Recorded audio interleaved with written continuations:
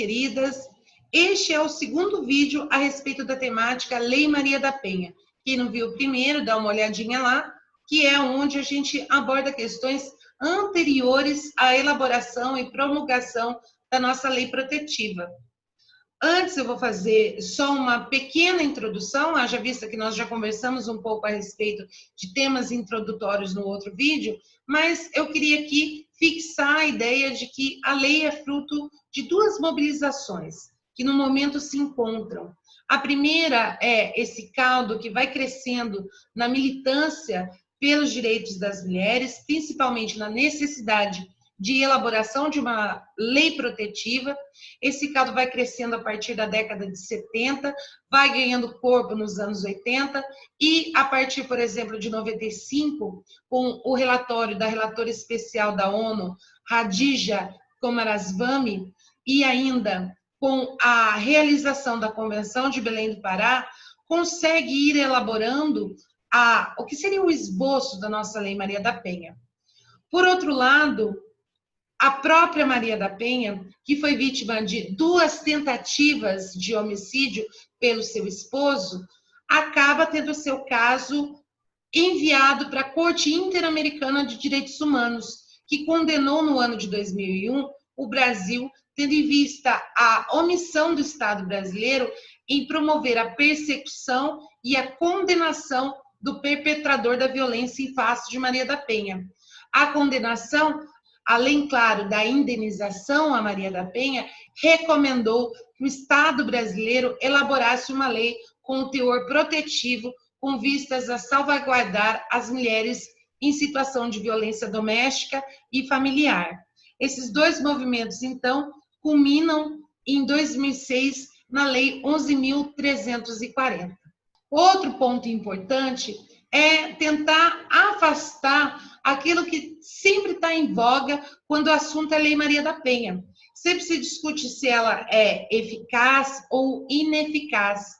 Nós temos que transferir esse debate de eficácia ou ineficácia para outro, o debate da implementação ou não implementação dos mecanismos previstos na lei.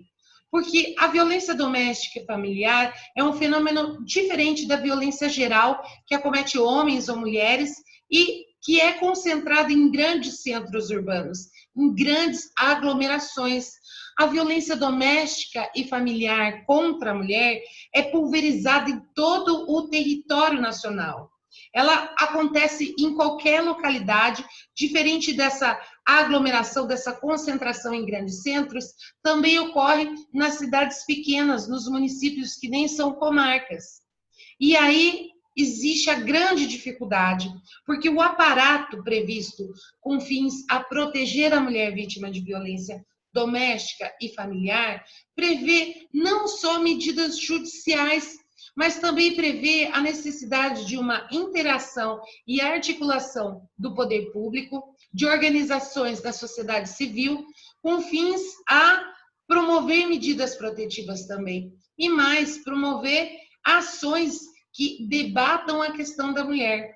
A Lei Maria da Penha é uma ação afirmativa, ela está posta não para sua existência eterna, nós precisamos utilizar ela enquanto ferramenta até alcançar um respeito e uma igualdade na promoção de direitos voltados à mulher, principalmente direitos relacionados a viver sem violência, para que nós consigamos fazer mudanças estruturais e culturais com vistas a caminhar para uma sociedade onde, no futuro, não mais seja necessário uma lei protetiva. E é justamente por isso que nós não podemos fixar o debate no critério de eficácia ou ineficácia, mas sim exigir a aplicação, a implementação de todas aquelas medidas judiciais e extrajudiciais previstas na lei de maneira uniforme em todo o território nacional. Dando início na leitura da lei, o artigo 1º traz o objeto e os fundamentos pelos quais se pauta as medidas protetivas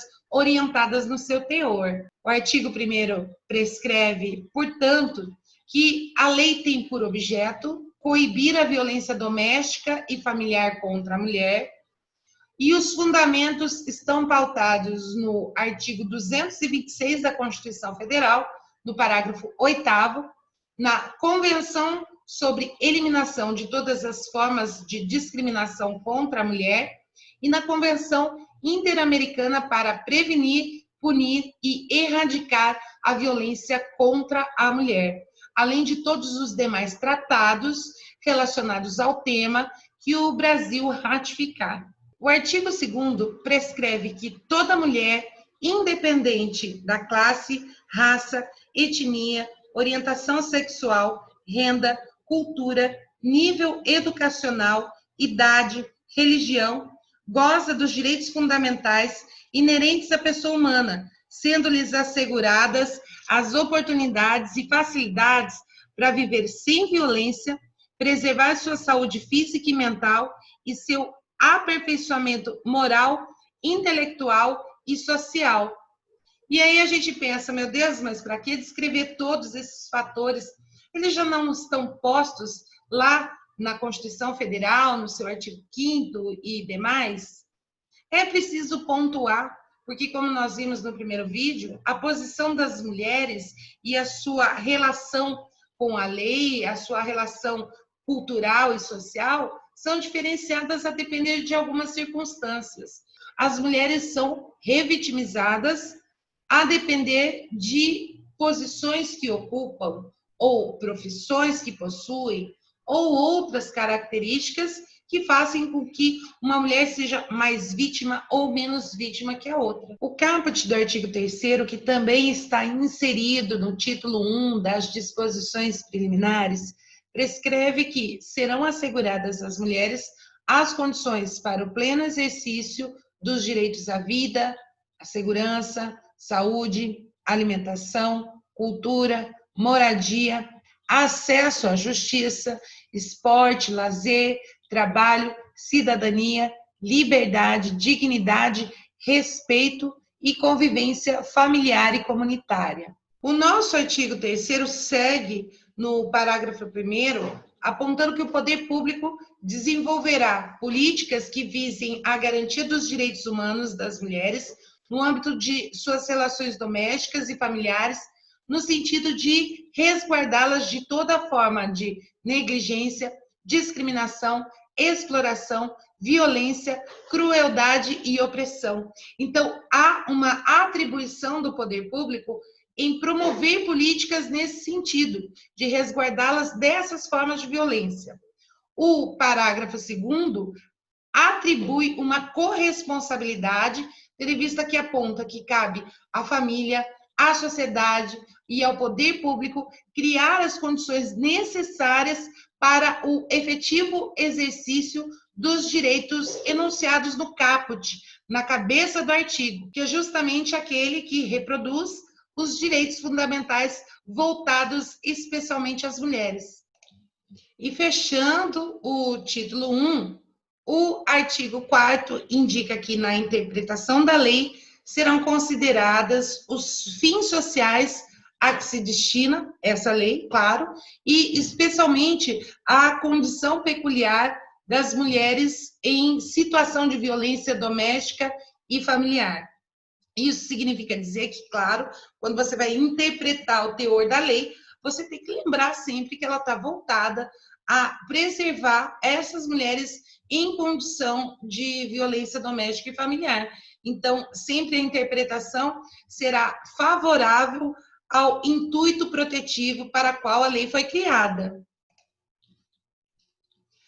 O título 2, que tem por nomenclatura da violência doméstica e familiar contra a mulher, no capítulo 1, disposições gerais, nós vamos encontrar qual é o fundamento que vai ensejar a aplicação da lei protetiva. Então, o caput do artigo 5º nos apresenta o que é a configuração da violência e nos incisos indica, inciso 1, o que seria o âmbito da unidade doméstica, no inciso 2, o que seria o âmbito familiar, e no inciso 3, o que seria a relação íntima de afeto. Configurada essa circunstância, haverá aplicação da Lei Maria da Penha. Então, o caput do artigo 5º nos ensina que para efeitos da lei, ou seja, para que a lei seja aplicada, nós vamos configurar como violência doméstica e familiar contra a mulher qualquer ação ou omissão baseada no gênero que cause morte, lesão ou sofrimento físico, sexual, psicológico e ainda dano moral ou patrimonial. Essa é a questão da violência. E aí nós temos que apontar por que gênero. E se há constitucionalidade de uma lei que vai proteger alguém de uma violência baseada nesse gênero, ou seja, protege a mulher, mas não protege o homem. E já foi discutido e rediscutido essa questão no STF e já está assentado que não há inconstitucionalidade, porque aqui o critério de isonomia material, de tratamento desigual aos desiguais na medida da desigualdade. Então, nós verificamos, sem nenhuma sombra de dúvida, que no Brasil existe violência em face da mulher, única e exclusivamente pelo fato de ser mulher. Essa violência não é constatada no nível em que se constata para com as mulheres para os homens. Os homens não são vítimas de violência de gênero, as mulheres são. Então, isso justifica a aplicação do critério de igualdade material, o que traz plena constitucionalidade à lei protetiva. Só que o critério constante no caput do artigo 5º tem que estar conjugado com os demais incisos. Então, é a conjugação dessa violência com uma das circunstâncias traçadas nos incisos. Antes da gente ingressar nos incisos, eu também queria fazer o levantamento a respeito da questão gênero. O que é ser mulher? Mulher é aquela pessoa que tem identificação com o sexo biológico enquanto mulher, mas também é aquela pessoa que, em que pese ter o sexo biológico masculino, se identifica enquanto mulher. Então, essa questão também já foi superada porque o STJ já decidiu, no caso de aplicação da Lei Maria da Penha, para uma mulher transexual que tinha feito a cirurgia de adequação e também tinha já promovido o registro, o assento civil do nome feminino. Isso foi há algum tempo. Hoje não se discute mais. Ninguém vai ser constrangido a realizar a cirurgia ou então a realizar o assento do seu nome no registro para poder ter proteção. Aquela pessoa não se identifica com o seu sexo biológico, então ela vai ter proteção porque ela é mulher, ela se entende mulher. E a mesma questão se põe ao transgênero, que transita entre os sexos e não tem identidade também, e também não vai promover a cirurgia de transgenitalização ou adequação, e tampouco a promoção do seu nome. Nesse caso, não existe decisões, mas a doutrina já aponta a utilização da Lei Maria da Penha no âmbito protetivo. Então, mulher é mulher. Ninguém vai verificar o DNA da pessoa, o sexo biológico da pessoa, a identificação e o respeito para como aquele indivíduo se entende é o suficiente para a aplicação da Lei Maria da Penha. É nessa etapa civilizatória que a gente se encontra ainda bem. Partindo para os incisos, o inciso primeiro vai nos direcionar para o âmbito da unidade doméstica, porque é um dos critérios que tem que ser conjugado com o caput. A unidade doméstica, gente, é aquele regaço do lar, é aquele localzinho de vivência íntima, de construção da intimidade, das relações, é o ambiente casa, é o espaço caseiro. Isso significa que, por exemplo, não só as pessoas que moram nessa casa por relação familiar ou de parentesco estão ali submetidas à possibilidade de aplicação do inciso, porque a empregada doméstica que convive nesse espaço também pode ser vítima de uma ação ou omissão baseada no gênero que cause sofrimento, por exemplo, e ter como vínculo esse ambiente da unidade doméstica. E isso é o suficiente para configurar a necessidade de aplicação e possibilidade de aplicação da Lei Maria da Penha. Então, o inciso primeiro vai nos apontar que unidade doméstica é o espaço de convívio permanente com ou sem vínculo familiar, inclusive as esporadicamente agregadas. Outro exemplo que a doutrina sempre nos apresenta, que são as mulheres que moram numa república, se há a configuração de ação ou omissão baseada no gênero, causando morte, sofrimento ou lesão ou ainda dano nessa unidade doméstica em que elas convivem sem necessariamente ter relação de parentesco, vai abrir a possibilidade de aplicação da Lei Maria da Penha. O inciso segundo aponta outra possibilidade de vínculo, porque tem que conjugar caput mais um dos incisos. O inciso segundo indica que família é a comunidade formada por indivíduos que são ou se consideram aparentados, unidos por laços naturais, de afinidade ou de vontade expressa. E aqui nós temos que apontar, por exemplo, o significado de família hoje. Então, as pessoas muitas vezes se consideram familiares, convivem enquanto familiares, agem enquanto familiares. Essa relação faz com que haja incidência, conjugado com o caput do artigo 5º. Pode-se configurar nesse inciso qualquer relação familiar? Não, nós vamos ter que analisar o caso concreto algumas vezes para verificar se presentes a vulnerabilidade e a hipossuficiência. O que isso significa?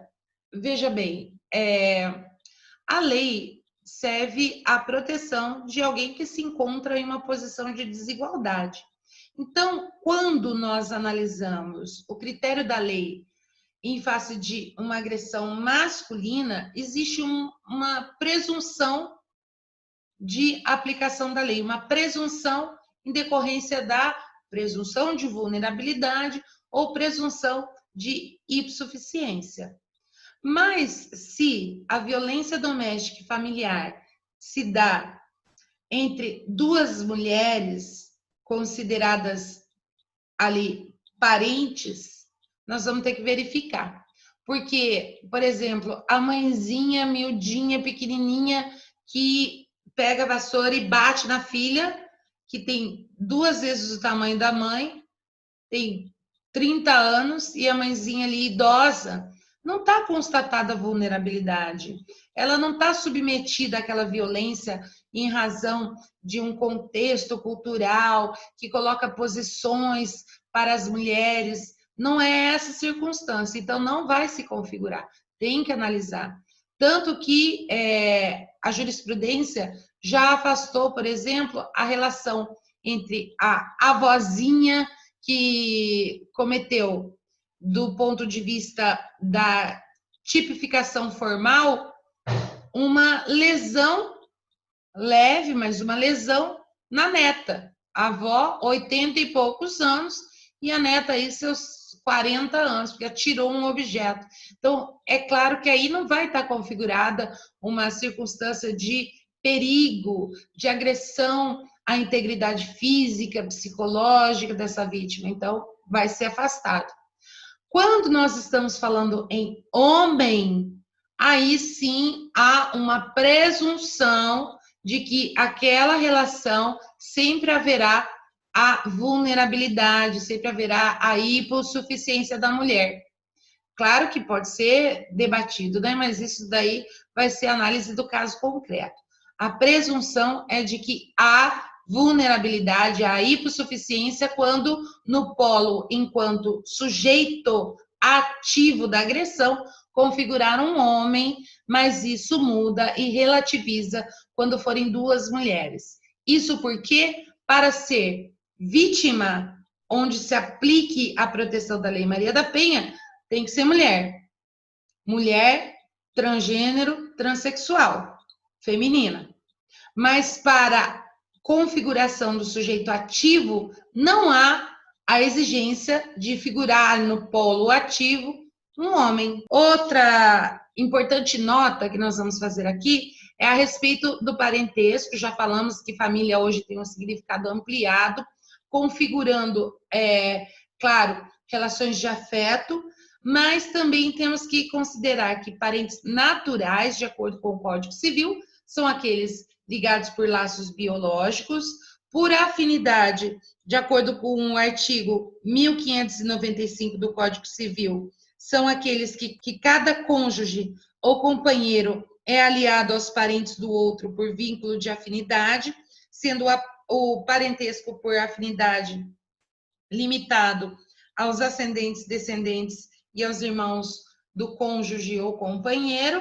Lembrando aqui da nota de categorização e interpretação do parentesco da família num contexto constitucional, levando em consideração as relações de afeto e não só as relações formais descritas no Código Civil, com uma atenção especial, porque aqui, claro, se trata de uma legislação em que pese não tipificar condutas, que essa interpretação em que pese ter uma leitura constitucional de família não pode se ampliar para além daquilo que o princípio da taxatividade iria ter por obstáculo. O que eu estou querendo dizer?